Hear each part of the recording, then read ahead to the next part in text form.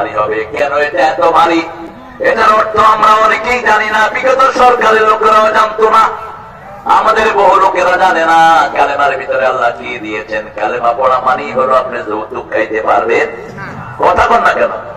আপনি বিবির গায়ে হাত তুলতে পারবেন, আপনি কোন প্রতিবেশীর হক নষ্ট করতে পারবেন, কোন মুরব্বীর সাথে বেয়াদবি করতে পারবেন।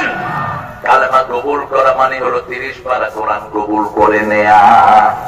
যেমন বিয়ের আসরে ছেলে কি বলে, কি বলে?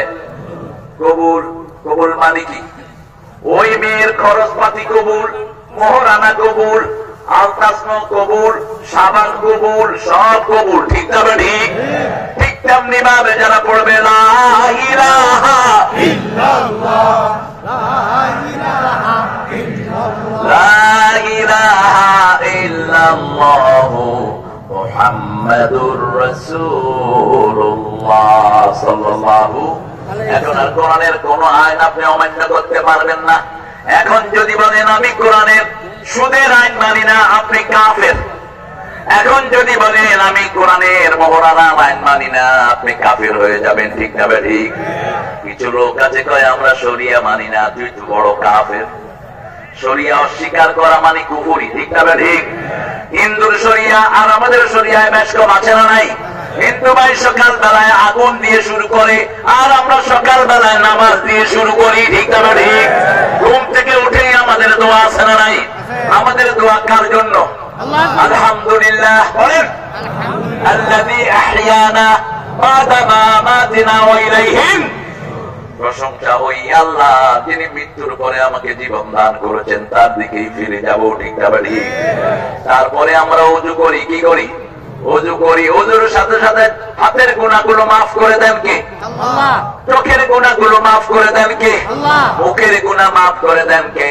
আল্লাহ। এজন্য ওযুর পানি কখনো মুছতেন না, কোন নবী মুছতেন না। ওযুর পানি মোছার জন্য আমরা পাগল হয়ে যাই। টিস্যু দাও তো। কেন মোছেন? ওযুর পানি যতক্ষণ থাকে ততক্ষণ গুনাহ ধরে। রাসূল বলেন মুসলিম শরীফের বর্ণনা, আখিরি কাতরিল মা, শেষ ফোঁটাটা যখন ঝরে যায় শেষ গুনাহটা মাটিতে পড়ে যায়। সুবহানাল্লাহ। ঘরে কোন লোক যখন ওযু করে মসজিদের দিকে আগায়, রাসূল সাল্লাল্লাহু আলাইহি ওয়াসাল্লাম বলেছেন ঘর থেকে একটা কদম মসজিদের দিকে দেওয়ার সাথে সাথে তার গুনাহ মাফ। দ্বিতীয় কদমে জান্নাত তার সামনের দিকে আগায় আসে। 5 ওয়াক্ত নামাজে যারা মসজিদে যায়, বুখারীর বর্ণনা, আল্লাহর হাবিব বলেছেন আল্লাহ তাদের জন্য জান্নাত সাজায়া দেয়। সুবহানাল্লাহ। কত দরবেশ আল্লাহর ভক্ত নবীজির উম্মত এই মসজিদে করে রে ভাই কোরআন তেলাওয়াত। আমি তাদের সাথে কেঁদে কেঁদে আল্লাহর নাম জপতে চাই, আল্লাহর নাম জপতে চাই। মসজিদেরই পাশে আমার যেই দলে নামাজ কায়েম আছে সেই দল কার দল? আল্লাহর দল। করবেন তো? করবেন তো? নামাজ কোথায় পড়বেন? কয় ওয়াক্ত? 5 ওয়াক্ত। সবচেয়ে দামি নামাজ কোনটা? কোনটা? কে বলছে? সবচেয়ে দামি নামাজ কোনটা?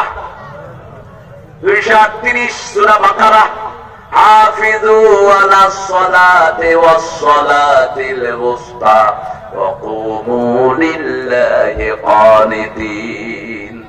সব নামাজ হেফাজত করো, স্পেশালি আসরের নামাজ, মধ্যবর্তী নামাজ। রাসূল সাল্লাল্লাহু আলাইহি ওয়াসাল্লাম বলেছেন এই আসরের সময় দিনের ফেরেশতারা বিদায় নেয়, রাতের ফেরেশতারা আসে।